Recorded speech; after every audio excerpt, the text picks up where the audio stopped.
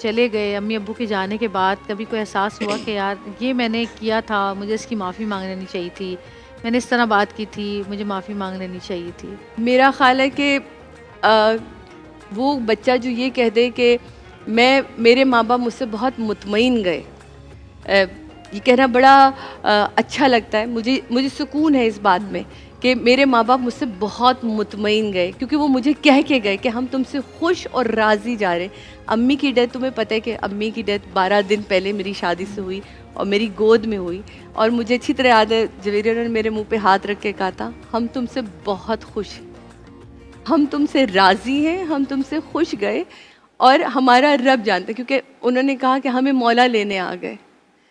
تو یہ ایک ورڈ ایک ایسا تھا کہ جب آپ کے ہاتھ میں آپ کی والدہ ہوں اور آپ کو وہ کہہ رہی ہوں، پورا انہوں نے کلمہ پڑھا، نعت علی پڑھی اور کہا اے جی کہتی تھی پاپا کو، ہمیں مولا لینے آ گئے، اور میرے منہ پہ ہاتھ رکھا، ہم تم سے بہت راضی اور بہت خوش گئے۔ لیکن میں آج بھی آپ لوگوں کو کہنا چاہوں کہ ہم کتنی دفعہ اپنے والدین کو یہ بات کہہ دیتے ہیں، امی آپ کو کیا پتا، بڑے دل پہ لگتی ہے بات۔ آپ کو کیا پتا امی،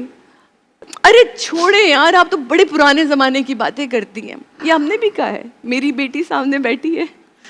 یہ اکثر مجھ سے کہتی مما ویری اولڈ فیشن۔ اس وقت میں سوچتی ہوں کہ کل تک لوگ ہم سے پوچھتے تھے کہ یار سعدیہ بتائیں کمبینیشن کیسے کرنا ہے، گفتگو کا انداز کیسا ہونا چاہیے، سعدیہ لفظوں کا چناؤ کیسا ہونا چاہیے۔